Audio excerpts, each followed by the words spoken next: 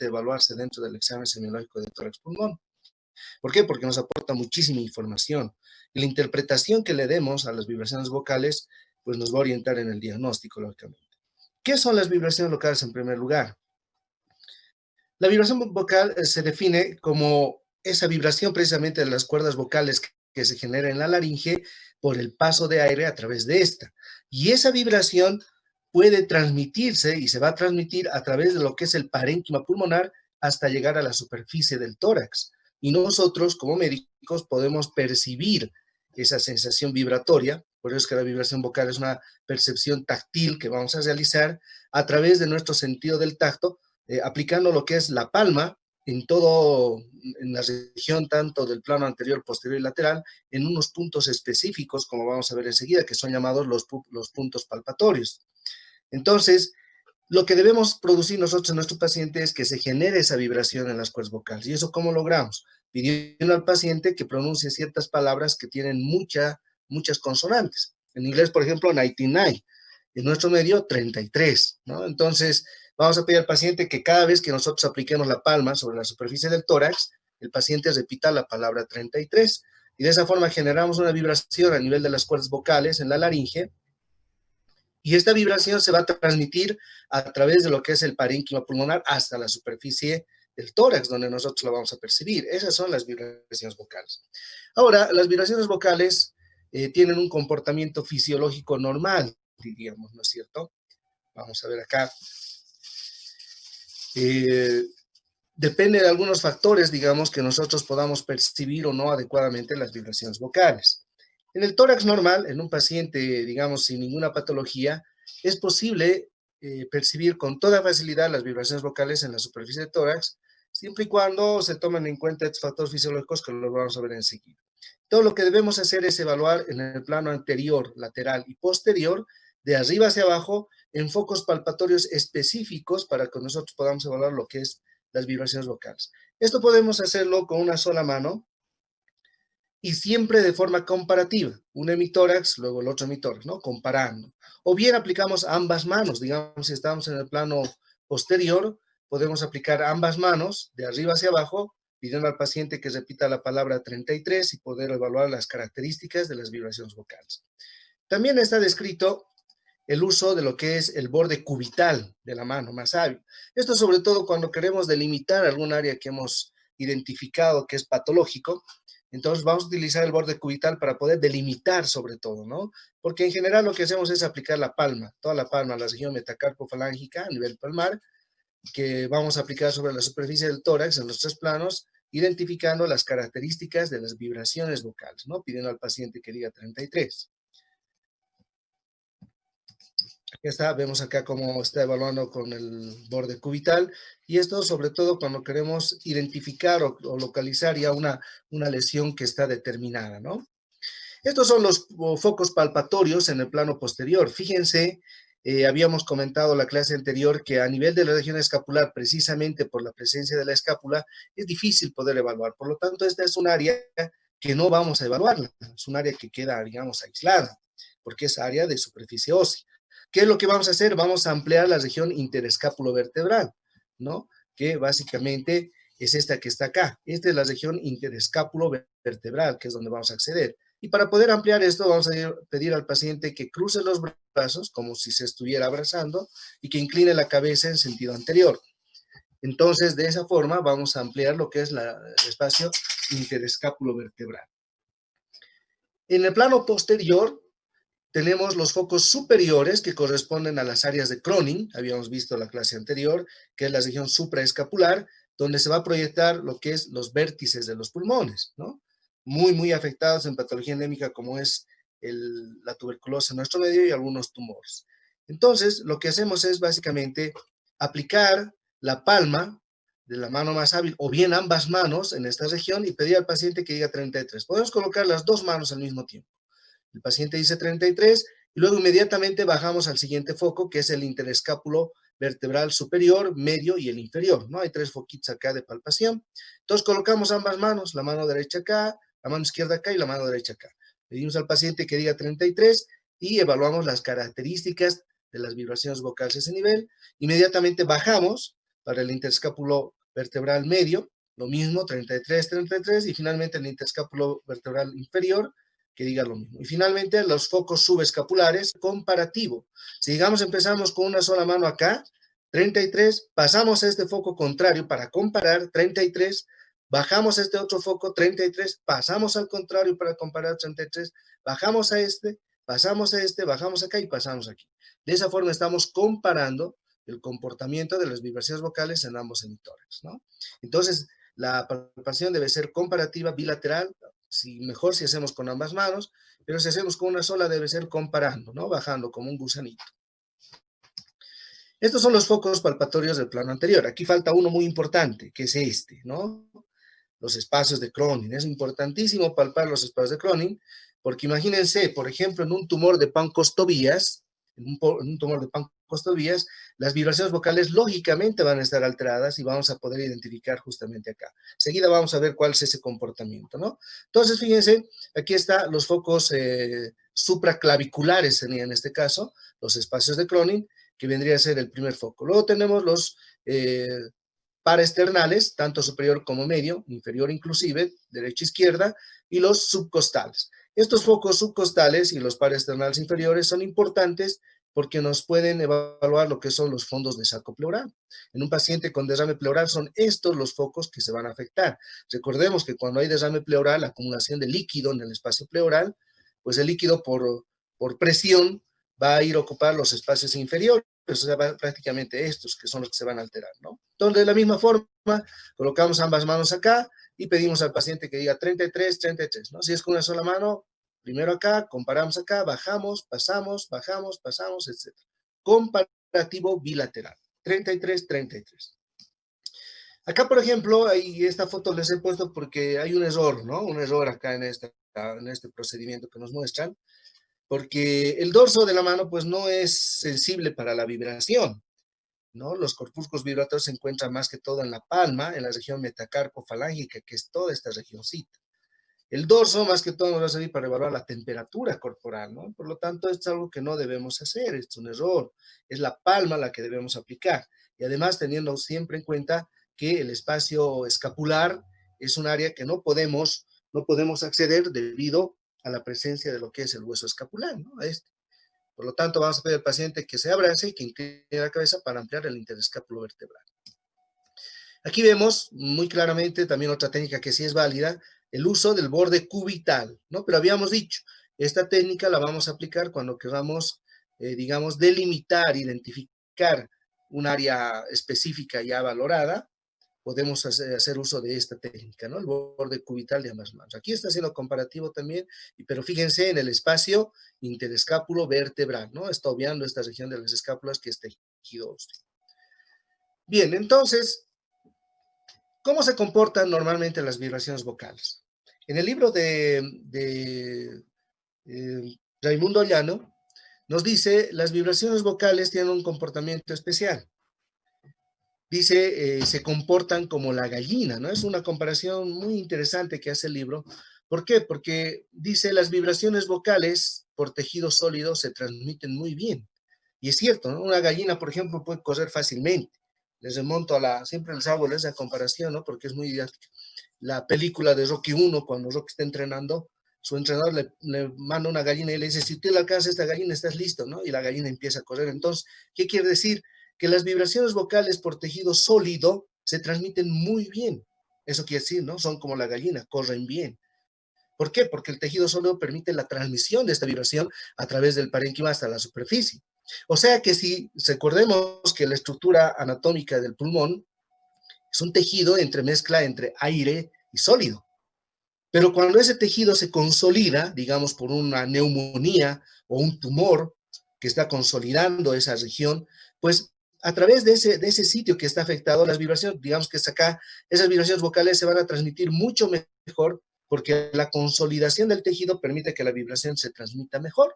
Ese es el comportamiento normal de la vibración vocal. O sea, por el sólido se transmite mejor, corre bien. En cambio, si nosotros, digamos, le botamos a la gallinita al agua, la gallina no sabe nadar, ¿no? Muy poco va a poder ser y casi se va a ahogar, entonces nadan mal. Ese es el otro aforismo que dice el libro, ¿no? Las vibraciones vocales son como la gallina, corren bien, nadan mal y vuelan peor. Eso quiere decir que cuando hay líquido interpuesto entre la vibración vocal y el parénquima y la superficie, pues las vibraciones vocales se van a transmitir más o menos, o quizá no se van a transmitir. Eso se refiere que se transmiten mal. Y vuelan peor, si nosotros botamos una gallinita, pues no vuela definitivamente, ¿no es cierto? Se cae. Y vuelan peor quiere decir que a través del aire, si se interpone aire, como en el neumotórax, entre lo que es la vibración y la superficie, ¿no? Y el parénquima, pues las transmisiones no se van a, las vibraciones vocales no se van a transmitir, van a estar completamente abolidas. Entonces, ese es el comportamiento normal, digamos, fisiológico de las vibraciones vocales. Se transmiten muy bien por los sólidos, se transmiten más o menos por el líquido y se transmiten muy mal o no se transmiten por el aire, ¿no? Vuelan bien, o perdón, corren bien, vuelan mal y nadan peor. Entonces, si el paciente tiene una consolidación del parénquima, las vibraciones vocales van a estar aumentadas. Pero si el paciente tiene derrame pleural, que es interposición de líquido, las vibraciones vocales van a estar disminuidas o quizá abolidas. No, nada mal. Y si tiene aire, como el neumotórax, las vibraciones vocales van a estar completamente abolidas, no se van a sentir. Por lo tanto, eso es lo que debemos tomar en cuenta a la hora de evaluar las vibraciones vocales, ¿no? Si ustedes en este momento colocan la palma en la región subcostal, ¿no? Y dicen 33, van a sentir ahí cómo vibra, ¿no? 33, 33. Entonces, esa es la transmisión, digamos, normal. Hay que pedir al paciente que diga en voz fuerte, alta, la palabra 33. ¿No? Entonces, normalmente sí es posible percibir las vibraciones vocales. Si están aumentadas, significa que hay consolidación del parénquima subyacente. Si están disminuidas o casi abolidas, líquido. Y si están completamente abolidas, aire, ¿no? Entonces, es un punto a tomar en cuenta cuando estamos hablando sobre el comportamiento normal de las vibraciones vocales. Ahora, eso en situaciones normales, pero también debemos tomar en cuenta que hay ciertas variaciones de las vibraciones vocales en función a ciertas situaciones fisiológicas, ¿no? Por ejemplo, la edad.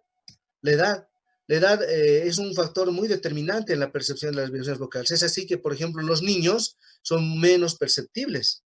¿Por qué? Porque la voz de los niños es más aguda. El tórax no es tan desarrollado, por lo tanto, la voz es más chillona, ¿no es cierto? Chillan los niños, hacen bulla, pero no logra percibirse bien. ¿Por qué? Porque esa agudeza de su voz no permite que se genere una vibración mayor, ¿no? Por lo tanto, en un niño es más difícil identificar, son menos intensas, ¿no? Ahora, en los ancianos ocurre lo mismo, los pacientes viejitos apenas están, no pueden, digamos, articular palabras, no tienen fuerza en la voz, por lo tanto, las vibraciones vocales también van a ser menos intensas por la voz débil que tienen, ¿no? En cambio, en los adultos jóvenes, ahí sí las vibraciones son intensas porque uno le dice, a ver, repita 33 fuerte y claro. Entonces el paciente dice 33 y va a estar conservada la voz y demás y va a ser más fácil percibir. Entonces, tomar en cuenta esa situación, la edad, niños, ancianos. Otro factor fisiológico que debemos tomar en cuenta a la hora de evaluar las vibraciones vocales es el sexo, ¿no es cierto? Y aquí está bastante claro. Lógicamente, en las mujeres las vibraciones vocales van a ser menos perceptibles, menos intensas por el timbre de voz que tienen, ¿no es cierto? La mujer siempre tiene un timbre más agudo en relación al varón. El varón tiene una voz más grave, por lo tanto es más fácil percibir las vibraciones vocales. Lógicamente hay ciertas excepciones, ¿no? Hay algunas mujeres que tienen una voz muy grave también, entonces hay que tomar en cuenta esa situación. También el timbre de voz es importante. Si ustedes ponen atención en algunas personas así públicas, hay ciertas voces que, si bien son de sexo masculino, son una voz de un timbre bastante delgado, ¿no? O si son de sexo femenino, tienen timbre grueso, como las DJs de las emisoras de FM, ¿no? Que hay una voz bastante grave. Entonces, también hay que tomar en cuenta el timbre de voz a la hora de evaluar las vibraciones vocales y no, digamos, interpretar de forma errónea un hallazgo. Y finalmente, la topografía también, ¿no? La topografía del tórax es importante. No es lo mismo la vibración vocal en un paciente brevilíneo que en un longilíneo, ¿no? En un paciente obeso que en uno caquético o en un paciente musculoso, por ejemplo, los pacientes musculosos por la fibra muscular que se interpone, pues es más difícil la percepción. Por lo tanto, tomen en cuenta estas situaciones y también tomar en cuenta el comportamiento normal de la vibración vocal, ¿no? Como la gallinita. Corre bien porque se transmite muy bien en sólidos, nada mal o casi no nada porque no se transmite muy bien por el líquido, derrame pleural, y vuela peor, no se transmite nada por el aire, ¿no? Neumotórax. Bien, entonces básicamente esto respecto a las vibraciones vocales. No nos olvidemos que debemos evaluar en el plano anterior, lateral y posterior, desde arriba hacia abajo, en los focos palpatorios que habíamos visto acá, ¿no? Plano anterior, plano posterior y el plano lateral. No nos olvidemos, en el plano lateral también debemos evaluar en la región axilar e infraaxilar. Esto podemos hacerlo desde un acceso posterior, de forma comparativa, pidiendo al paciente que separe un poco los brazos del resto del cuerpo. Esto es algo que no debemos hacer, no se olviden, esto es un error. Y también podemos usar el borde cubital para delimitar alguna alteración ya identificada. La percusión es la tercera técnica semiológica que se aplica a nivel del examen de tórax, pulmón, y que nos aporta también muchísima información. Básicamente, la técnica percutoria nos suministra información auditiva y también táctil. O sea, podemos escuchar y sentir al mismo tiempo, ¿no? Escuchar que las características sonoras que genera el golpear la superficie del tórax en función a las características digamos, estructurales, anatómicas de lo que es el órgano que es el pulmón. A eso se refiere la percusión, ¿no? Es la percepción de las características sonoras que genera el pulmón a través de los golpes que se aplican desde la superficie. Y también una percepción táctil, porque al mismo tiempo que estamos escuchando, también podemos sentir, ¿no? Sentir esa característica percutoria. Entonces, para la técnica de la percusión, si ustedes recuerdan una de las primeras clases, creo que fue la segunda, hicimos una práctica muy interesante, ¿no? De cómo percuten y ahí explicamos la técnica percutoria. Hay muchas técnicas, ¿no? Está la técnica de one place, dígito angular, la dígito pulgar, la digital directa, etc. Pero la que habíamos dicho que es la que universalmente se emplea es la técnica dígito digital, ¿no? De Glenard, aquí está. En la cual hay un dedo plexímetro, que es el dedo de la mano menos hábil, que va a estar apoyada en la superficie del tórax, bien apoyado, y los otros dos dedos adosados con una distancia de 1 centímetro más o menos. Estos dos deditos evitan la disipación del sonido. Y el dedo percutor, que puede ser el dedo índice o el dedo medio juntos de la mano más hábil, que van a ir a golpear en lo que es la articulación interfalángica distal del dedo plexímetro, ¿no? Recordemos que para la percusión en tórax, el dedo plexímetro debe estar sobre tejido blando, no sobre tejido óseo. Eso significa que debemos colocar el dedito a nivel del espacio intercostal, paralelo a la costilla, ¿no? Como más o menos está acá, aquí, ¿no? Así. Entonces, a tomar en cuenta esta situación, no vamos a percutir sobre la costilla o sobre la escápula porque es tejido óseo y lógicamente acá vamos a encontrar pues, matidez, ¿no? Entonces vamos a percutir acá. Ahora bien, habíamos dicho, la percusión nos aporta características sonoras, auditivas y táctiles. ¿Qué es lo que vamos a generar con esta técnica percutoria? La técnica ya la conocemos, lo hemos revisado en una de las primeras clases. Ahora lo que tenemos que, digamos, evaluar es el hallazgo a través de nuestra técnica percutoria. Lógicamente, uñas bien cortadas, manos limpias, todas aquellas recomendaciones que habíamos mencionado. Quizá fíjense cómo está aplicando, porque hay un ligero error, ¿no? Si ustedes se fijan, el dedo plexímetro está elevado, no, debe estar bastante apoyado, adosado sobre la superficie que vamos a percutir, ¿no? No se olviden de eso. Aquí está percutiendo lo mismo, el dedo percutor puede ser el dedo medio o el dedo índice o ambos, no hay ningún problema. Y también así como en la palpación hay focos palpatorios, también para la percusión hay focos percutorios. Lo mismo vamos a percutir en el plano anterior, lateral y posterior. Acá tenemos, por ejemplo, los focos del plano posterior, que igual que los focos palpatorios, tenemos los supraescapulares, espacios de Cronin, vértices pulmonares, no nos olvidemos. Luego tenemos los interescapulovertebrales superior, medio e inferior, y los subescapulares interno y externo. Entonces, son los focos palpatorios, o perdón, percutorios del plano posterior. Lo mismo que en la palpación, debemos hacerlo de forma comparativa. Como en este caso no podemos utilizar las dos manos, porque las dos manos empleamos para la técnica percutoria, entonces lo que vamos a hacer es percutir un hemitórax, digamos, empezamos acá, e inmediatamente pasamos al foco contralateral. Bajamos a este, pasamos al contralateral, bajamos a este, pasamos acá, bajamos, pasamos. De tal forma de que la percusión sea comparativa. Debemos comparar cómo está la percusión de esta región, de este foco, en relación al foco del lado contrario. Porque si nosotros percutimos acá, luego bajamos acá, acá, acá, ¿cómo vamos a percutir? Luego vamos a volver acá y no vamos a tener la referencia previa del lado opuesto. Por lo tanto, no se olviden, para la palpación, percusión y auscultación es lo mismo, ¿no es cierto? Siempre debe ser comparativo. Primero un foco, luego nos vamos al foco contrario, bajamos al siguiente, comparamos con el lado contrario, bajamos al siguiente, comparamos y así sucesivamente, tal como vemos acá, ¿no? Como un gusanito. Entonces, estos son los focos percutorios del plano posterior. Lo mismo que en la palpación, vamos a pedir al paciente que se abrace y que incline la cabeza para desplazar las escápulas y tener un mayor acceso al espacio interescápulo-vertebral. Siempre vamos a percutir sobre tejido blando. Eso quiere decir que vamos a percutir sobre espacios intercostales, ¿no? Aplicando el dedo plexímetro en sentido paralelo a la costilla sobre el espacio intercostal y vamos a percutir. Recordando la técnica, solamente debemos aplicar 2 golpecitos en cada foco, ¿no? Pum, pum, ahí 2 golpecitos, pum, pum, pum, pum. Solo 2 golpecitos en cada foco, porque el tercero, pues ya distorsiona, ¿no? El sonido obtenido. Entonces, 2 golpecitos acá, otros 2 acá, acá, de forma comparativa bilateral. En el plano anterior, estos son los focos percutorios, muy parecidos a lo que es el plano, los focos de la palpación. Tenemos los focos supraclaviculares, ¿no? Donde van a estar los espacios de Cronin, no nos olvidemos, importantísimos, los espacios de Cronin. Y también tenemos acá los paraesternales, superior, medio, inferior, y los subcostales, o submamarios, interno, medio y externo, ¿no? Entonces, igual acá vamos a hacer la percusión de forma comparativa. Primero aplicamos acá la técnica percutoria y comparamos inmediatamente al lado contrario.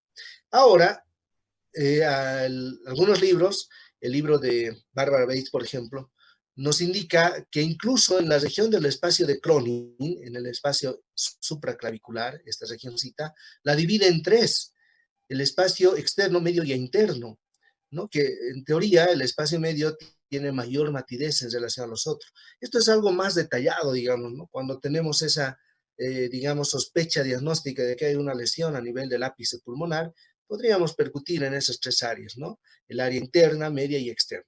Pero para fines prácticos, pues es un solo foco que corresponde a la región supraescapular o supraclavicular, ¿no? Entonces, lo mismo, no se olviden, comparativo, percutimos acá, pasamos al lado contrario, bajamos, pasamos al lado contrario, comparando, bajamos, pasamos, bajamos, pasamos, etc.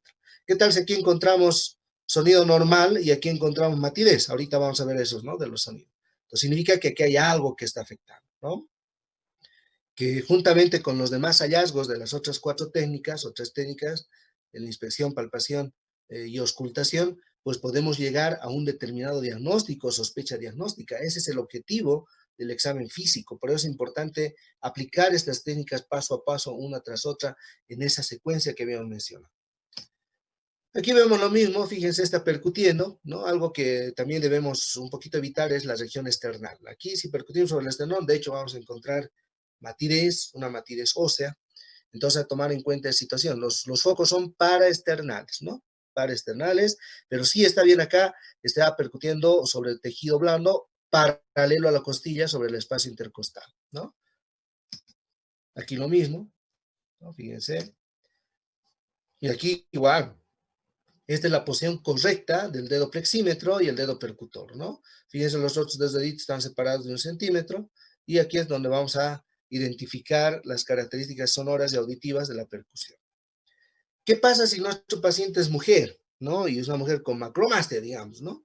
No hay ningún problema, fíjense, aquí se ve con toda facilidad cómo está desplazando con la mano del dedo plexímetro, con el borde cubital de esa mano, está desplazando la mama en sentido contrario y también va a percutir los focos paraesternales medio inferior y los submamarios o subcostales, o sea, no es ninguna contraindicación la percusión de tórax anterior en un paciente femenino que tenga, digamos, una macromastia o una situación de eso, ¿no? Aquí esta es una diapositiva muy interesante. ¿Por qué? Porque nos muestra básicamente lo que no debemos hacer, ¿no? Los errores. Si ustedes se fijan bien, aquí hay varios errores.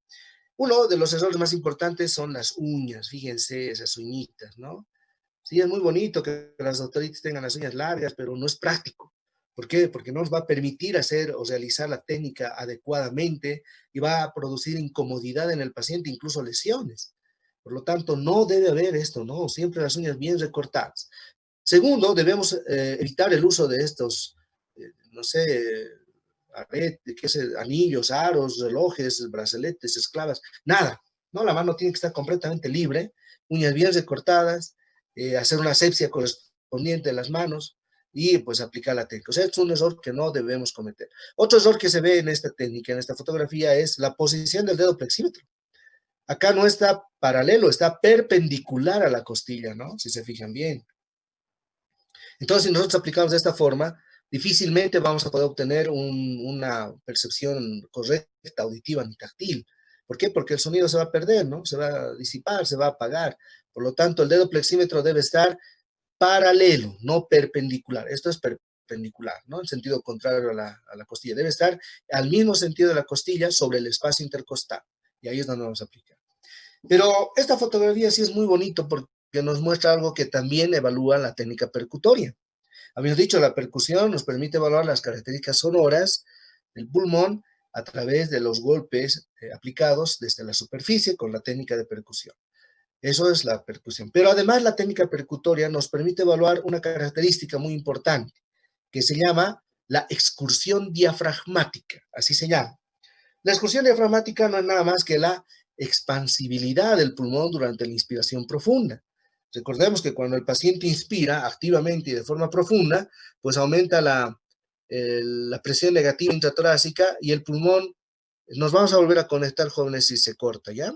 Y entonces el pulmón va a descender, por contracción del músculo diafragmático también, va a descender entre 4 a 5 centímetros de la posición inicial. Entonces, aquí sí, si ustedes se fijan bien en esta diapositiva, le han puesto 2 marquitas al paciente, ¿no? Es porque aquí han evaluado la excursión diafragmática, que es un dato importantísimo que debemos evaluar con la técnica percutoria. Cuando el paciente inspira profundamente, los pulmones se expanden por por el aumento de la presión negativa intratorácica y la contracción diafragmática. Por lo tanto, van a descender. Entonces, ¿cómo evaluamos esto? Una vez que hemos hecho la evaluación de las características percutorias en los focos respectivos, vamos a pedir a nuestro paciente que esté relajado y tranquilo y vamos a percutir en el plano posterior, en la región interescapulovertebral, más o menos desde la 10ª vértebra dorsal hacia abajo, ¿no? Tratando de identificar el cambio de sonoridad normal del pulmón a matidez lumbar. Y se nota con mucha claridad, cuando uno hace la técnica correctamente, podemos distinguir el cambio de sonoridad del pulmón, que es normal, a una matidez lumbar. Muy definido, ¿no? El cambio de sonido. Y hacemos una marquita ahí, ¿no? Esto estando el paciente respirando normal. Una marquita. Primero un hemitórax, luego el otro. Una vez que tenemos el límite, vamos a pedir a nuestro paciente que inspire profundamente y que contenga la inspiración. Inmediatamente nosotros vamos a percutir por encima del nivel que habíamos determinado previamente, por acá, un espacio intercostal por encima de este nivel, y percutimos hacia abajo. Y vamos a ver cómo la sonoridad se expande, se excursiona en realidad unos 4 a 5 centímetros más abajo. Y la matidez se desplaza hacia abajo y ponemos otra marquita acá, ¿no es cierto? Y hacemos lo mismo con el otro hemitórax. Aquí, cuando evaluamos esto de la excursión diafragmática, debemos tener en cuenta que no debemos hacer que el paciente esté mucho tiempo en apnea inspiratoria, ¿no? Le vamos a decir, meta aire y contenga la inspiración. Y nosotros ahí vamos a estar percutiendo, buscando, y el paciente se va a poner cianótico. Por lo tanto, una maniobra muy interesante que nos ayuda a evitar esta situación es que nosotros, como médicos, juntamente con el paciente, contengamos la respiración cuando estamos aplicando esto, ¿no? Para saber más o menos hasta cuánto puede aguantar el paciente. Entonces, una forma interesante. Aquí está lo que les estaba explicando. La excursión diafragmática, primero evaluamos el nivel de la sonoridad, del cambio de sonoridad matidez cuando el paciente está respirando normal y inmediatamente le pedimos que inspire profundamente y que contenga la inspiración y este nivel pues va a bajar entre 4 y 5 centímetros, va a descender. Y al descender pues vamos a identificar que la excursión de los diafragmas y la expansión pulmonar están conservadas en ambos lados, ¿no? Ambos lados deben ser simétricos. Lógicamente hay que tomar en cuenta aquí ciertas variaciones. Por ejemplo, en el lado derecho, por la presencia del hígado, la excursión diafragmática puede estar a un nivel más bajo en relación al lado izquierdo, ¿no? Entonces hay que tener en cuenta esto. Lógicamente que no va a hacer mucho la diferencia, pero sí cuando hay alguna otra patología subyacente, la excursión diafragmática está muy afectada. Entonces, la excursión diafragmática puede afectarse por patología pulmonar y por patología extrapulmonar. ¿Qué patologías pulmonares nos pueden alterar la excursión diafragmática? Cualquier enfermedad que impide la expansión del pulmón, por ejemplo, una condensación, una consolidación del pulmón, del parénquima, las atelectasias, el derrame pleural, ¿no es cierto? La fibrosis, las paquipleuras, los tumores, son algunas patologías que van a disminuir la excursión diafragmática. ¿Y qué patologías pulmonares van a aumentar? Generalmente dos, el asma crónico y la enfermedad pulmonar obstructiva crónica, que podrían en cierta medida aumentar lo que es la excursión diafragmática. Ahora, ¿qué patologías extrapulmonares nos van a alterar la excursión diafragmática? Podríamos tener torácicas, por ejemplo, tumores mediastínicos, cardiomegalias, ¿no es cierto? O podrían ser abdominales, como por ejemplo la asitis, el embarazo, las visceromegalias como la hepatomegalia, el dólico megacolon, ¿no es cierto? Que nos van a alterar definitivamente lo que es la excursión diafragmática, y también malformaciones del músculo diafragmático que nos dan hernias hiatales, ¿no es cierto? O también hernias diafragmáticas que nos van a alterar la excursión diafragmática. Entonces, no nos olvidemos estas patologías para evaluar la excursión diafragmática. Ahora bien, esto lo vamos a ver después, ¿no? Cuando entremos a cardíaco lo vamos a ver con más detalle. Habíamos dicho, la percusión nos permite identificar las características sonoras auditivas y táctiles. ¿Qué es el sonido normal que se genera con la percusión de tórax-pulmón? Se genera sonoridad, así se llama. Lo habíamos identificado en una de la primera o la segunda clase, ¿no? Cuando hicimos la práctica, habíamos identificado cómo se escucha la sonoridad. Al ser el pulmón un tejido, una mezcla entre aire y sólido, pues tiene esa característica, tiene resonancia cuando uno percute, ¿no? Percute y hay resonancia. Esa es la sonoridad normal, es la característica normal que genera la percusión del pulmón. Y acá, de este punto, partimos a las variantes. Podemos tener matidez cuando hay un sonido seco, cuando no hay resonancia, sordo, seco, y representa consolidación del parénquima subyacente. Por lo tanto, la matidez significa consolidación del parénquima, ¿no? Esa es la matidez. Al lado contrario tenemos el timpanismo, cuando al contrario hay acumulación de aire, gas, ¿no es cierto? Aire entre el parénquima y la superficie, por lo tanto va a haber timpanismo. El timpanismo se caracteriza porque tiene mucha resonancia, ¿no? Es muy resonante, como si estuviéramos golpeando una garrafa de gas vacía. Es así, ¿no? ¡Bum! Tiene mucha resonancia. En cambio, la matidez es seco, no resona, no tiene ninguna resonancia. Y la sonoridad normal es intermedio, que es lo que normalmente podemos encontrar. Ahora, en alguna literatura van a encontrar ciertas variaciones de estos tres elementos, ¿no? Sonoridad, matidez, timpanismo. Puede haber una subtimpanismo, por ejemplo, o submatidez, o hipersonoridad. Muchos libros se refieren a eso cuando hablamos, por ejemplo, de EPOC. A la percusión, el paciente con enfermedad pulmonar obstructiva crónica va a tener hipersonoridades, o sea que va a estar aumentada, ¿no? La sonoridad, pero sin llegar a un timpanismo, porque el timpanismo típicamente es característico de lo que es el neumotórax, ¿no es cierto? Y la matidez es característico de la consolidación, el síndrome de condensación pulmonar, que puede ser por un tumor, puede ser por una neumonía, etcétera, etcétera. Bien, entonces básicamente eso es lo que debemos evaluar con la técnica de la percusión, ¿no? Bastante fácil, no hay mucho detalle, pero sí tenemos que tomar en cuenta las recomendaciones. Finalmente tenemos la auscultación, ¿no? La última técnica básica semiológica aplicada al examen de tórax-pulmón, que nos va a permitir, en definitiva, complementar los hallazgos de las otras tres técnicas. Por eso es importante que cuando llega a nuestras manos un paciente, pues yo he visto muchas veces, ¿no? Llega el paciente, se saca la camiseta y directamente a auscultar.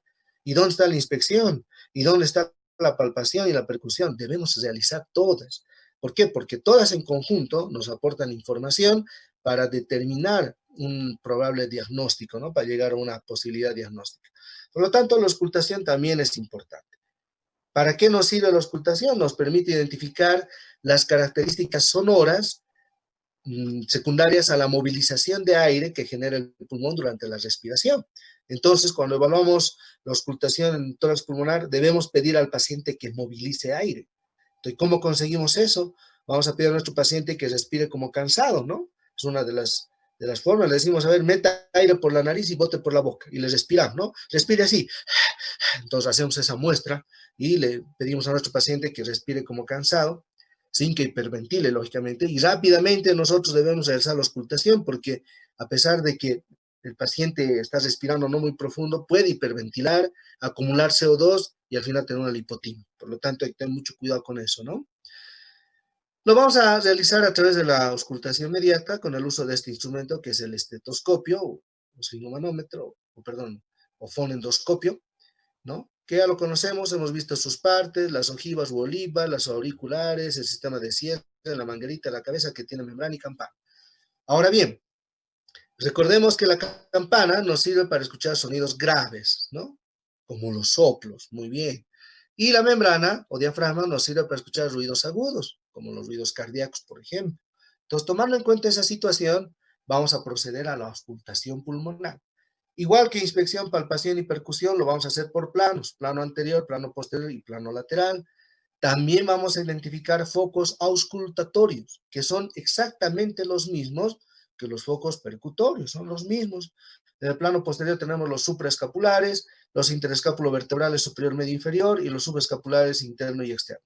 En el plano anterior vamos a tener los supraclaviculares, espacios de Cronin, los pares ternales superior, medio, inferior, aquí, ¿no? Superior, medio, inferior, y los submamarios o subcostales interno y externo. Y de la misma forma que palpación y percusión, la auscultación debe ser de forma comparativa. O sea, empezamos en este foco, pasamos al otro. Bajamos, pasamos como un gusanito. Comparativo. Y debemos auscultar un ciclo, ¿no, jóvenes? Sí, doctor, se escucha. Bien, excelente. Entonces, como habíamos estado comentando, la técnica auscultatoria, pues lo vamos a realizar en los planos y tomando en cuenta los focos, ¿no es cierto? Y si el paciente, digamos, debemos evaluar un ciclo completo de la respiración. ¿Qué incluye un ciclo completo? Inspiración y expiración. O sea, que si nosotros estamos evaluando el plano posterior, por ejemplo, y colocamos nuestro estetoscopio en el foco interescapulovertebral superior, como en este caso, debemos pedir al paciente que respire como cansado. El paciente inspira, expira y recién cambiamos al foco contrario, ¿no? Un ciclo completo, inspiración, expiración, expiración, de forma comparativa bilateral, ¿no? Ahí están los focos auscultatorios, plano anterior, plano posterior y plano lateral, que son 3 focos, superior, medio, inferior, ¿no? Axilar superior, medio, inferior. Lógicamente aquí para auscultar, en el plano lateral vamos a pedir al paciente que lleve el brazo sobre la cabeza, ¿no? Para que podamos auscultar con toda facilidad. Ahí están los focos auscultatorios del plano posterior. Fíjense cómo se abraza el paciente, inclina la cabeza para desplazar las escápulas y poder tener mayor acceso. Los supraescapulares, interescápulo vertebral superior, medio, inferior, y los subescapulares interno, medio y externo, ¿no? Debemos hacerlo de forma comparativa, ¿no? Como un gusanito, siempre evitando que el paciente hiperventile. Si el paciente se cansa, vamos a parar un rato y evitar que haga acúmulo de CO2. Aquí está el plano anterior, fíjense cómo está auscultando. Ahora, el tema de cómo tomar el estetoscopio les había mostrado en la clase, ¿no? Primera. Esta, por ejemplo, no me parece una técnica muy adecuada, porque al estar rozando por la parte inferior del pulgar, la manguera del estetoscopio, puede generar ruidos parásitos por la fricción. Por lo tanto, hay que tomar en cuenta esa situación. Esta técnica me parece mucho mejor, ¿no? Fíjense, muy bonita, como está pasando la manguerita entre el pulgar y el índice, evitando roces, ¿no? Aquí está evaluando el plano lateral, pidiendo al paciente que levante los brazos, y este es el plano anterior, ¿no? Un ciclo completo para cada foco y siempre comparativo. Si ausculto acá, paso acá, bajo al siguiente, paso al otro, bajo al siguiente, paso, etcétera, etcétera. Ahora sí, ¿qué vamos a auscultar? ¿Qué es lo que vamos a escuchar? Si ustedes revisan los libros, todos los libros que tenemos, hay mucha variabilidad en cuanto a la clasificación de los ruidos pulmonares, ¿no? Pero vamos a tratar de utilizar la clasificación que es la más empleada en todos los centros, la mayor parte de los médicos, especialistas, neumólogos emplean. Y esta clasificación pues la divide en ruidos de auscultación pulmonar normales y ruidos patológicos, ¿no? Dos grupos, ruidos normales y ruidos patológicos. No sé, aquí está.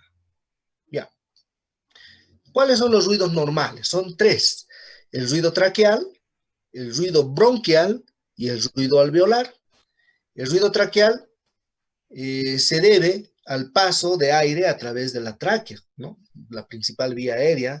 El paso de aire a través de la tráquea genera un ruido que es un ruido considerado un ruido de auscultación pulmonar normal, pero que tiene ciertas características, ¿no es cierto? Primero, ¿dónde lo vamos a auscultar? Como es el ruido traqueal, va a estar sobre la escotadura supraesternal. Entonces, ahí donde vamos a dirigir el instrumento, nuestro estetoscopio, para poder evaluar este ruido, que es el ruido traqueal. El ruido traqueal, como es el paso de aire a través de la vía aérea de mayor calibre, genera un sonido de tonalidad grave, ¿no es cierto? Es un ruido muy, muy grave, de timbre rasposo, ¿no es cierto? Como si estuviéramos soplando a través de un tubo de esos de cañerías.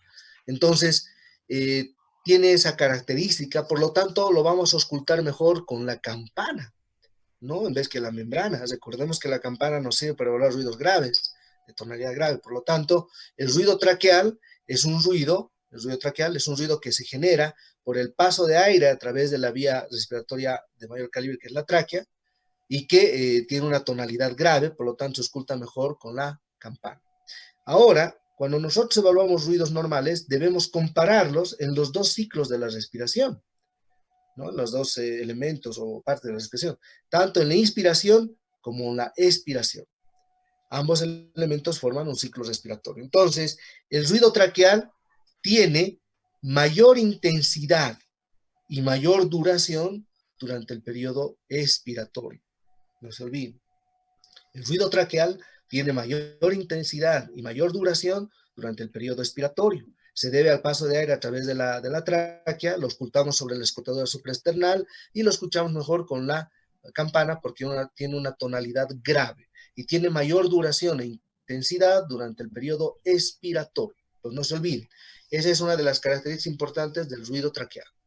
El siguiente ruido, habíamos dicho, es el ruido bronquial, ¿no? O traqueobronquial lo llaman en algunos libros. Para fines didácticos, el ruido bronquial se define como el paso de aire a través de los bronquios principales. ¿Cuáles son los bronquios principales? Derecho e izquierdo, ¿no es cierto? Estos bronquios ya tienen un calibre menor en relación a la tráquea, por lo tanto, podemos auscultarlos indistintamente, tanto con membrana o campana, porque tiene una tonalidad intermedia entre agudo y grave. Tiene mayor duración y mayor intensidad en ambos periodos, ¿no? O sea, dura igual y tiene la misma intensidad tanto en la inspiración como en la expiración.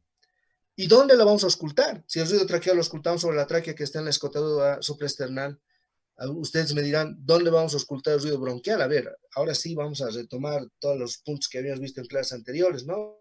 Les decía, tomen en cuenta esto, recuerden esto, precisamente es para esta situación. ¿Cómo relacionamos los bronquios principales? La bifurcación de la tráquea, la carina. ¿Con qué estructura anatómica se va a relacionar? Con el ángulo esternal de Lewis, ¿no es cierto? Y el ángulo esternal de Lewis se relaciona con la emergencia de la segunda costilla. O sea, a ambos lados del ángulo esternal está la segunda costilla y por debajo el segundo espacio intercostal. Es ahí donde vamos a auscultar en el plano anterior el ruido bronquial, porque es ahí donde se va a proyectar ambos bronquios, ¿no? La bifurcación de la tráquea y ambos bronquios. Segundo espacio intercostal paraesternal del plano anterior. Y en el plano posterior, ¿a qué altura? A la altura de la cuarta vértebra dorsal, a la línea paravertebral, ¿no? Por eso es el punto anatómico de referencia importante de lo que es el ángulo esternal de Lewis. En el plano posterior se relaciona con la cuarta vértebra dorsal. Por lo tanto, ambos bronquios van a estar proyectados a nivel del cuarto espacio intervertebral, ¿no?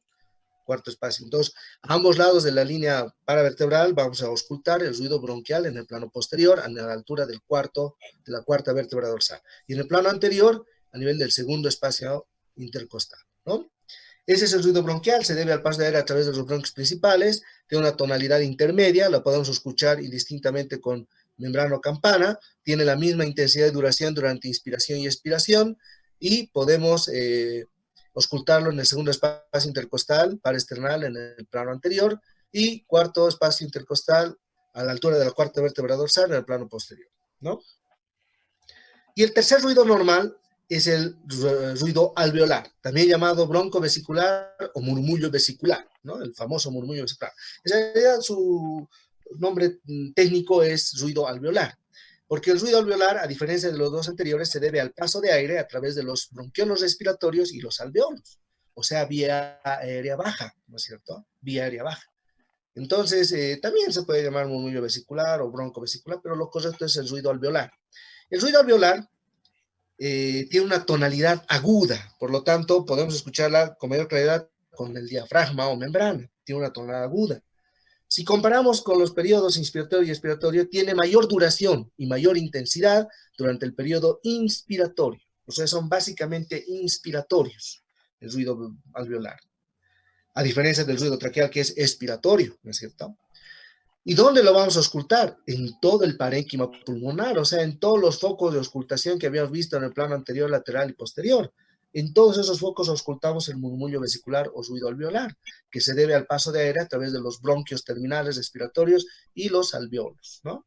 Tiene una tonalidad aguda, por eso lo escuchamos mejor con la membrana, y tiene mayor intensidad y duración durante el periodo inspiratorio.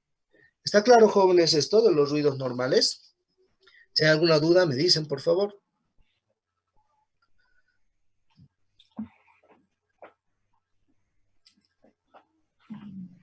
El ruido alveolar, doctor, es el que pasa a través de los bronquios respiratorios y los alvéolos, ¿verdad? Correcto, también llamado murmullo vesicular. Y como son vía aérea de pequeño calibre, pues tiene mayor intensidad y duración durante la inspiración. Son ruidos predominantemente inspiratorios. Y tiene una tonalidad aguda, por lo tanto lo escuchamos mejor con la membrana y en todo el parénquima, en los focos de auscultación del plano anterior, lateral y posterior. Es importante esto, jóvenes, que tomen en cuenta porque cuando estén frente al paciente, lo primero que van a evaluar a la auscultación son los ruidos normales, para ya después pasar a los ruidos patológicos, ¿no? ¿Y cuáles son los ruidos normales? Ruido bronquial, ruido alveolar y ruido traqueal.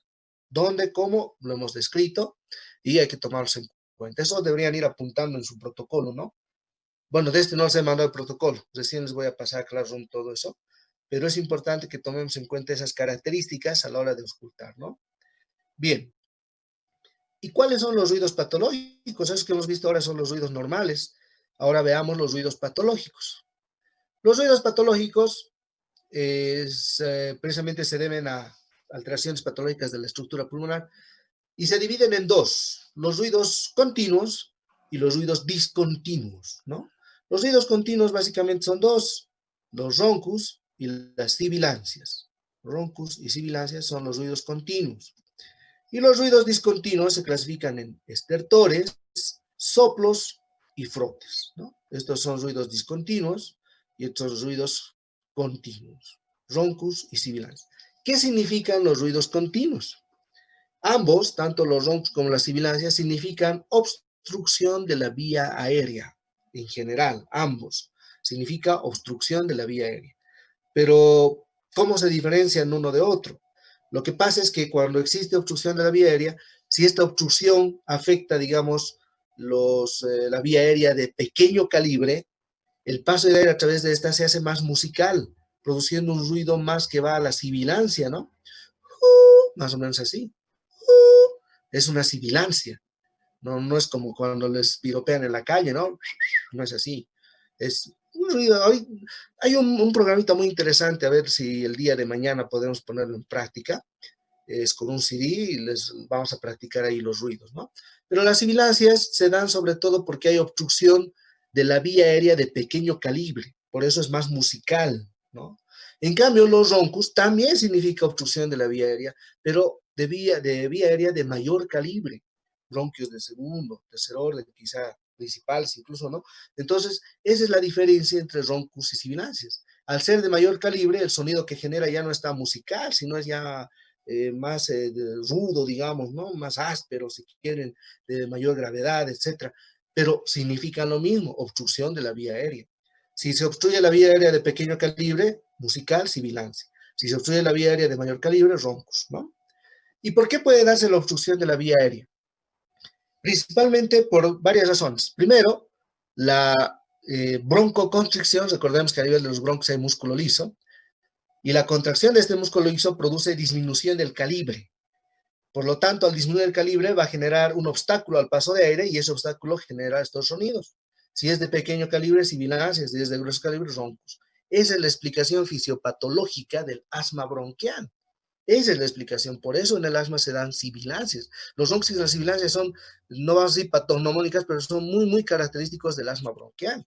También podemos encontrar lo mismo en el EPOC, la enfermedad pulmonar obstructiva crónica, que también vamos a encontrar sibilancias porque va a haber disminución del calibre. Entonces, una de las causas de disminución del calibre es la broncoconstricción, cuando hay contracción del músculo liso bronquial. Otra causa de disminución del calibre va a ser la compresión del bronquio desde la parte extrínseca, ¿no? Digamos, tumores que estén creciendo dentro de lo que es el parénquima van a comprimir lo que es el bronquio, o los alvéolos o bronquios externos, y van a generar obstrucción, produciendo sibilancias. También la compresión de la vía aérea baja, sobre todo cuando hay edema del parénquima, el edema pulmonar, como la insuficiencia cardíaca, cuando el corazón izquierdo falla, aumenta la presión hidrostática en la circulación pulmonar y eso haya que exista edema a nivel del parénquima pulmonar y eso va a comprimir los bronquios. Ahí se van a generar sibilancias, pero no por asma, ¿no? Sino por una insuficiencia cardíaca. Eso se llama el asma cardíaco. Y van a leer en algunos libros, está descrito así, ¿no? Podemos encontrar sibilancias cuando el paciente tiene insuficiencia cardíaca y se denomina el asma cardíaco. Y no es porque el paciente tenga asma bronquial, sino que tiene edema pulmonar que está generando compresión de los bronquios. Entonces, la compresión extrínseca también, tumores, edema del parénquima, ¿no? Otra causa es la disminución del espacio del lumen del bronquio mismo. ¿Y por qué puede darse eso? Por tumores intraluminales o por el acúmulo de secreciones. Muchas veces hay secreciones que se generan a nivel de lo que es la misma luz del bronquio, de la vía aérea, y eso va a disminuir el calibre generando roncos y sibilancias. También el edema de la mucosa bronquial puede generar disminución del calibre. Es una de las explicaciones de por qué se da, por ejemplo, en las reacciones anafilácticas, ¿no? En la cual va a haber broncoespasmo, ¿no es cierto? El paciente empieza a tener broncoespasmo y va a generar también los roncos y las sibilancias. Por lo tanto, esa es la explicación, digamos, de la generación de estos ruidos que se llaman discontinuos, pero los ruidos continuos, que son los roncos y las sibilancias, ¿no? Ruidos continuos, que significan obstrucción de la vía aérea. La enfermedad prototipo de estos ruidos es el asma bronquial. Pero habíamos dicho también el EPOC, que es una enfermedad que da esto. ¿Cómo diferenciamos el EPOC del asma? Porque en realidad viene a ser lo mismo, ¿no? La diferencia es que el asma es reversible, en cambio el EPOC no es reversible. La enfermedad pulmonar obstructiva crónica no es reversible, en cambio el asma puede revertirse. Los roncos y sibilancias, ruidos continuos, que son propios de la obstrucción bronquial, y habíamos mencionado las características, ¿no? O por qué se da. El otro grupo de ruidos patológicos son los discontinuos, que son los estertores, soplos y frotes. Aquí vamos a poner un poquito digamos, atención, ¿no es cierto? Primero, los estertores, ¿cómo se definen? Son ruidos patológicos discontinuos de la auscultación pulmonar que se deben a la presencia o acúmulo de líquido o secreciones en la vía aérea baja, o también a la presencia de alteración estructural de la vía aérea baja. Por lo tanto, los estertores, que es el nombre técnico correcto y apropiado, estertores, muchos lo llaman crépitos, ¿no? No es correcto. El nombre adecuado es estertor. Los estertores son ruidos patológicos pulmonares discontinuos que se debe al acúmulo de secreciones o líquido a nivel de la vía aérea baja o también alteraciones estructurales de la vía aérea baja. O sea, ¿cómo interpretamos esto? Por ejemplo, si nuestro paciente tiene insuficiencia cardíaca, aumentar la presión hidrostática a nivel de la circulación pulmonar y eso va a generar transudación de líquido desde los capilares a los alvéolos, llenándose los alvéolos de líquido y la movilización de ese líquido cuando el paciente respira genera este ruido característico que se llama estertor. Ahí está. Estertor, ¿no? Líquido. ¿Qué pasa si mi paciente adquiere un proceso infeccioso, una neumonía, adquiere en la comunidad? El proceso inflamatorio que se genera, la migración de leucocitos, etcétera, etcétera, va a generar secreción purulenta a nivel de los alvéolos. Estos se van a expandir a través de los canales de Lambert, ¿no? Los poros de Kohn, y se va a expandir más. Y esa secreción purulenta que se genera ahí va al respirar el paciente, se van a movilizar y van a generar los estertores, ¿no? Los estertores. Entonces, la presencia de líquido o secreciones en la vía aérea baja genera los estertores. Pero habíamos dicho también alteración estructural del parénquima. ¿A qué nos referimos con esto? Pacientes que tienen secuelas de enfermedades previas como la fibrosis pulmonar, la silicosis, neumoconiosis o secuelas de tuberculosis, pues van a tener alteración estructural a nivel de los alvéolos. Muchos de ellos van a hacer coalescencia unos con otros, va a haber cierto, digamos, una especie de fibrosis a nivel de estas estructuras, y eso también va a generar los estertores. ¿Cómo podemos representarlos? Como el scratch, ¿no? El scratch de los zapatos, el velcro que llaman. Ese es el sonido característico del estertor, ¿no? es el movimiento, la movilización de líquidos, secreciones o la alteración estructural del parénquima. Entonces, acá han habido muchas clasificaciones de los estertores, ¿no? Muchas clasificaciones. Por ejemplo, una clasificación dice, los estertores se clasifican en estertores de burbuja gruesa, mediana y pequeña. ¿Y cómo será más o menos eso? A ver, nos ponemos a pensar, ¿no? Estertores de burbuja gruesa, a ver, ¿a qué más o menos les hace recordar? ¿Cómo, a qué más o menos pueden relacionar? Siempre yo les doy el ejemplo, ¿no? Muchos de ustedes deben tener perritos en casa y seguramente les preparan la agüita, ¿no es cierto? Y cuando está hirviendo la agua, que es densa, pues genera burbujas y empieza a reventar, ¿no? Más o menos así yo me imagino un estertor de burbuja gruesa. ¿Cómo sería un estertor de burbuja mediana? Como cuando está hirviendo el agua, ¿no? Ustedes ponen el agua a la caldera, al desayuno, y cuando empieza a hervir, generan la ebullición, ¿no? La ebullición genera un sonido característico. Eso vendría a ser un estertor de burbuja mediana. ¿Y cómo sería la estertor de burbuja pequeña? Lo que yo me imagino es que cuando nos estamos sirviendo una gaseosa en un vaso, la Coca-Cola, ¿no?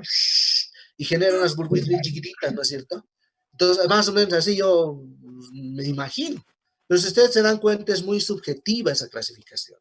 Para mí puede ser una cosa, para otro puede ser. Entonces, no es muy práctica, ¿no es cierto?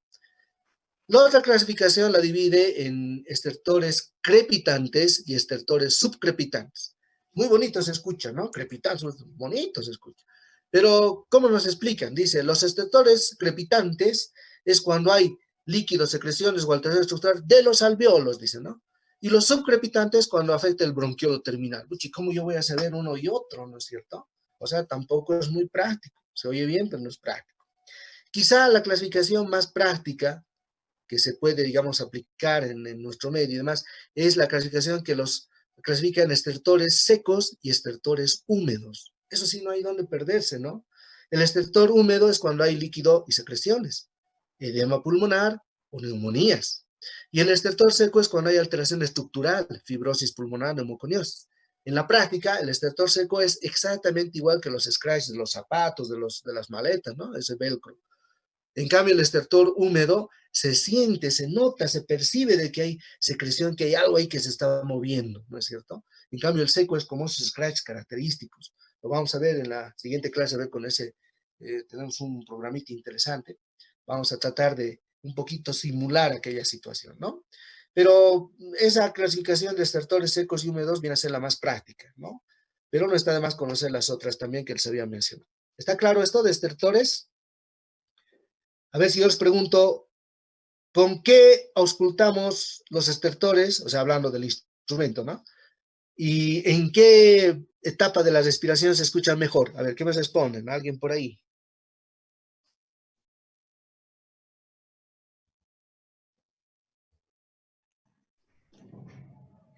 Con la campana, doctor, en la expiración. A ver, nos orientaremos un poquito, ¿no? Aquí nuestro compañero dice con la campana durante la expiración. ¿La campana para qué tipo de ruido Con la nos... membrana, doctor. Ah, eso, con la membrana, porque la membrana no sirve para ruidos agudos. El estertor es un ruido agudo. ¿Por qué? Porque se genera en la vía aérea baja. Y no es en la expiración, sino en la inspiración. Los estertores son básicamente inspiratorios, a diferencia de los roncos y las sibilancias que son expiratorios. Expiratorios. Durante la expiración se escuchan mejor. En cambio, los estertores son inspiratorios, los ocultamos con la membrana o diafragma y en todo el parénquima pulmonar, ¿no? Bien, pueden ser secos o pueden ser húmedos. Pasamos a lo que son los soplos, ¿no? Los soplos. También hay soplos en corazón, que es mucho más digamos, conocido, qué sé yo, ¿no? Pero en pulmones también hay soplos, ¿no? En la auscultación pulmonar también hay soplos. Entonces, ¿cómo definimos un soplo en la auscultación pulmonar? Porque también lo vamos a ver en la auscultación cardíaca más adelante. Pero en la auscultación pulmonar, ¿cómo definimos un soplo? Igual, es un ruido patológico discontinuo de la auscultación pulmonar que se debe a una alteración estructural del parénquima. Eso es un soplo. No es nada más y nada menos que el ruido bronquial, el que habíamos visto como ruido normal, ¿recuerdan? Transmitido por un parénquima patológico enfermo. Eso es un soplo. O sea, ese ruido bronquial, el ruido que se genera por el paso de aire a través del bronquio, de la tráquea, perdón, el ruido traqueal, ¿no? El ruido traqueal, ese ruido que se genera por el paso a través de la tráquea, ruido traqueal, que se transmite por un parénquima que está patológicamente afectado, genera soplo. Y tenemos 4 tipos de soplos, ¿no? El soplo tubárico, cuando hay condensación del parénquima, cuando esa parte del parénquima está consolidado, la transmisión del ruido traqueal a través de ese parénquima consolidado nos permite escuchar un soplo que se llama el soplo tubárico, como si estuvieran soplando a través de un tubo grueso, ¿no? No es nada más y nada menos que el ruido traqueal transmitido por un parénquima enfermo, consolidado. Ese es el soplo tubárico. El otro soplo es el soplo anfórico, ánfora, ¿no? Ánforas, es como una garrafa de gas vacía. Por lo tanto, ese ruido traqueal se transmite con una resonancia, pero muy, muy marcada, y eso se debe a la interposición de aire. O sea, el soplo anfórico es característico del neumotórax, soplo anfórico. El otro tipo de soplo es el soplo pleural o pleurítico. Es cuando se interpone líquido entre el parénquima y la superficie que estamos auscultando. Por lo tanto, el soplo tiene una característica muy, muy definida, ¿no? Que es difícil poderles explicar, pero a ver si lo auscultamos en el programa más adelante. Pero ese es el soplo pleurítico. Y el otro soplo es el soplo cavernoso, que es cuando el parénquima está afectado por lesiones cavernomatosas, como en la tuberculosis, y genera pues la transmisión del ruido traqueal, un sonido característico que se define como soplo cavernoso. Entonces tenemos el soplo tubárico, el soplo anfórico, el soplo pleurítico y el soplo cavernoso. Entonces no se olviden, los soplos son ruidos patológicos a la auscultación pulmonar discontinuos, que no es nada más que la transmisión del ruido traqueal por un parénquima patológico. Y tenemos el soplo tubárico en consolidación, el soplo pleural en derrame pleural o pleurítico, el soplo anfórico en el neumotórax y el soplo cavernoso en la tuberculosis generalmente. Entonces son los soplos, ¿no? En cambio, ¿y cómo se definirá el soplo en corazón? A ver, ¿alguien puede decirme qué es un soplo a la auscultación cardíaca? Esto es un soplo a la auscultación pulmonar, no se olviden. ¿Y cómo se define un soplo a la auscultación cardíaca? A ver, ¿quién podría decir? Creo que ya están durmiendo.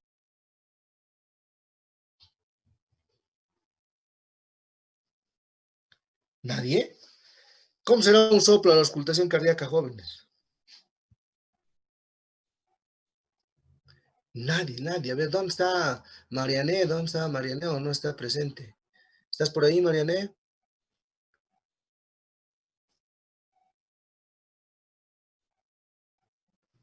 El que es ocasionado por el flujo en el corazón, doctor, cuando hay alguna anomalía estructural. Sí, está bien, ¿no? Más o menos es así como se define. Lo vamos a ver ya en el siguiente módulo, la siguiente semana. Pero el soplo cardíaco, para adelantarse un poquito, no es nada más que el flujo turbulento a través de la circulación. El flujo es laminar, ¿no? Pero cuando ese flujo se hace turbulento, genera movimiento y genera un ruido que se llama soplo. Entonces lo vamos a ver cuando estemos al corazón. Pero acá, en pulmón, soplo no es nada más que el ruido traqueal transmitido por un parénquima enfermo, ¿no? Y hay 4 tipos de soplo. Finalmente, el frote. El frote es ese ruido también patológico de la auscultación pulmonar discontinuo que se debe al roce entre la pleura parietal y visceral cuando la superficie de esta se encuentra afectada. Normalmente la superficie es bastante lisa y hay un fenómeno físico entre ambas pleuras que es la adhesión, hay líquido entre ambas, ¿no? Y ese líquido permite que las dos pleuras se peguen prácticamente, pero que no estén, que sean móviles, completamente móviles. ¿No? Es como cuando, digamos, tenemos 2 portaobjetitos, le ponemos una gotita de agua y a ver, péguenlos los dos, se van a pegar así muy duro, pero se van a mover con mucha facilidad. Ese es el fenómeno físico de la adhesión, eso pasa en la pleura. Pero cuando esa superficie de la pleura se encuentra deslustrada, afectada por alguna institución, digamos, proceso infeccioso como la tuberculosis pleural o tumores como el mesotelioma, entonces el roce de eso durante el ciclo respiratorio, inspiración y expiración, genera un ruido sincrónico con la respiración. ¿No? Ese es el frote, que característicamente es sincrónico con la respiración. Nosotros le decimos al paciente que deje de respirar y el ruido se pierde, ¿no? Ese es el frote. Entonces, los frotes se deben a alteración estructural de la superficie de la pleura, ¿no? Bien. ¿Alguna pregunta hasta acá, jóvenes?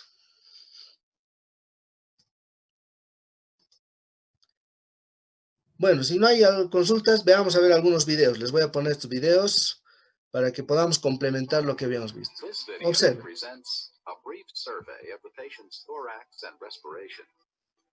Examination of the posterior thorax using inspection, palpation, percussion, and auscultation. And examination of the anterior thorax using the same techniques. In this video, the examiner will assess a healthy patient. Keep in mind that other patients may have the same normal findings or may display normal variations or abnormal findings. Ese ha sido un resumen, ¿no?, de lo que se debe hacer. Ahora vamos a ver uno por uno.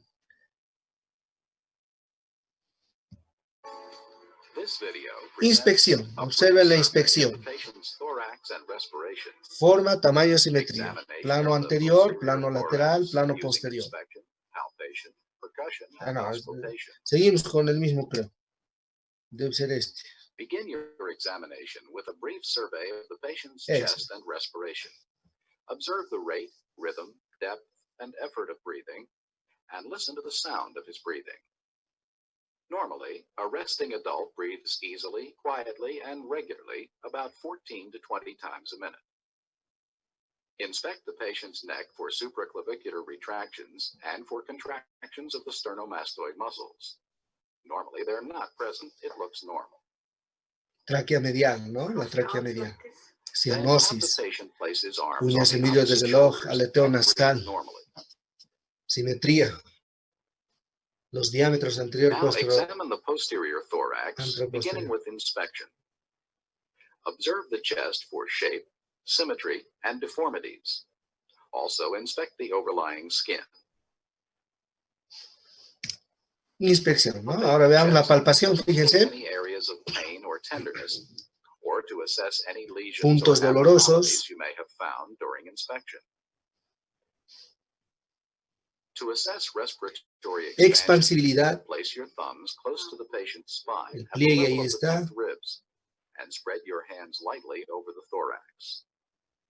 Ask the patient to inhale deeply and exhale fully while you watch the divergence of your thumbs and feel for the range and symmetry of movement. Next, using this Palpación. method, Vibraciones systematically vocales. palpate for tactile fremitus.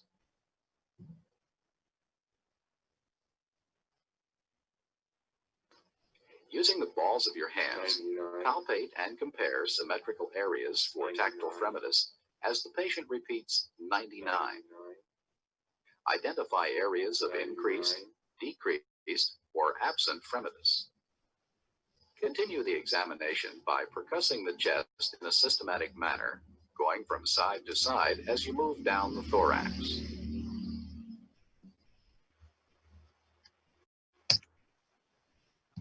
Percuss down the chest wall from the Percusión. apices to the bases of the Comparativo lung. bilateral. Listen to the intensity, pitch, and duration of your percussion notes and decide what kind of notes you are hearing. Normal lungs are resonant. Locate any areas where you hear abnormal notes. Next, use percussion to identify the level of diaphragmatic dullness and measure diaphragmatic excursion. Now, if it is all right, Excursión diafragmática. some ink marks on your back. Then percuss downward from above the expected level of diaphragmatic dullness until dullness is definitely heard. Mark the level of full expiration. This time, breathe all the way in and hold. Next, have the patient inhale deeply and hold it in. Then percuss downward to the level of dullness at full inspiration and mark it. Repeat this process on the other side. Here, same thing. Breathe all the way out and hold it. Then measure the distance between the expiratory and inspiratory levels of dullness. The distance is normally 5 to 6 centimeters. Excursión diafragmática, ¿no? Bien. To examine Plano the anterior, anterior fíjense. thorax, have the patient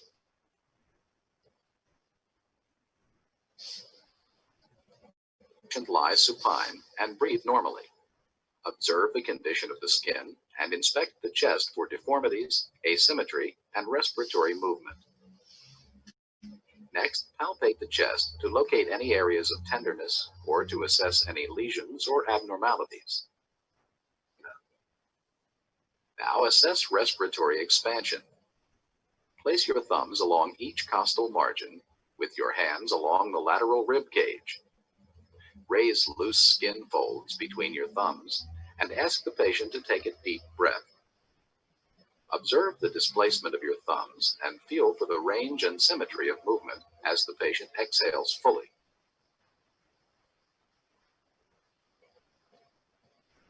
Next, following this pattern, palpate for tactile fremitus.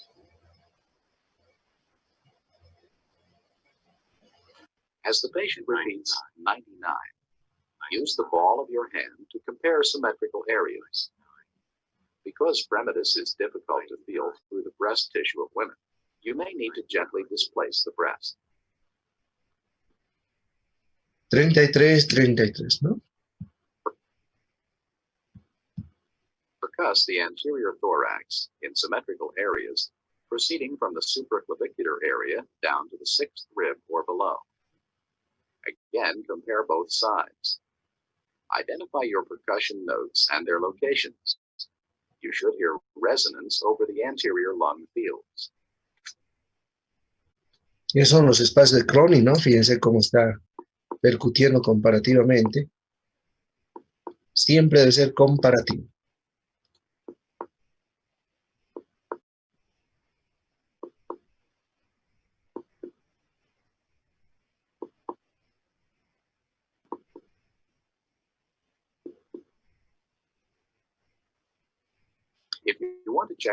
Aquí está evaluando lo que es la proyección hepática. Eso nosotros lo vamos a ver cuando estemos en gastro, ¿no? Ahí vamos a ver con claridad aquí.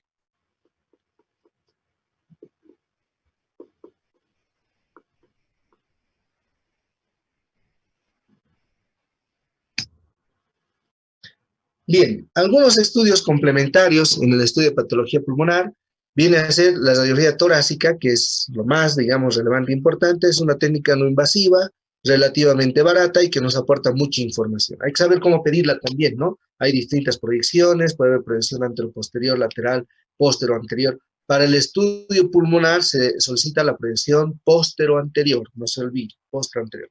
Luego tenemos también la tomografía axial computarizada, espirometría y gasometría, que es invasiva la gasometría, punción pleural, que también es invasiva, la fibrobroncoscopía, mediastinoscopía, que son algunos estudios que podríamos emplear.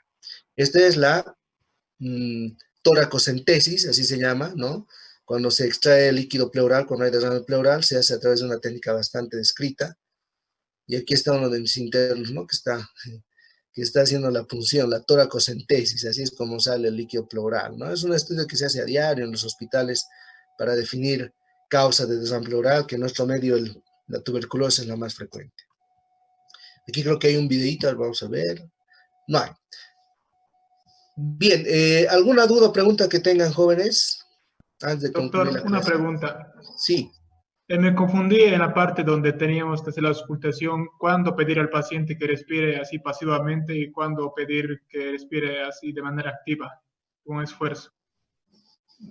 Cuando hacemos la auscultación de pulmonar, siempre debemos pedir al paciente que respire activamente, ¿no? Que meta aire por la nariz y bote por la boca. Si es posible, debemos mostrarle nosotros al paciente cómo realizar aquello para que él nos pueda comprender y nos pueda entender, ¿no? Meta aire, bote por la boca, meta aire, bote por la boca. Entonces, cuando hacemos la auscultación, sí debemos pedir que movilice el aire, porque es la única forma que vamos a identificar tanto los ruidos normales como los ruidos patológicos.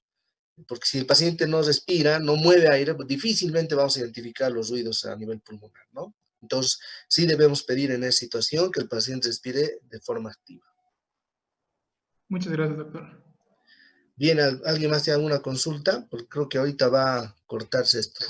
Doctor, antes de que se corte, la próxima podemos volver a repasar un poco la excursión diafragmática. No entendí muy bien cómo es el procedimiento. Pero claro, vayan viendo qué dudas tienen de los otros módulos también. Creo que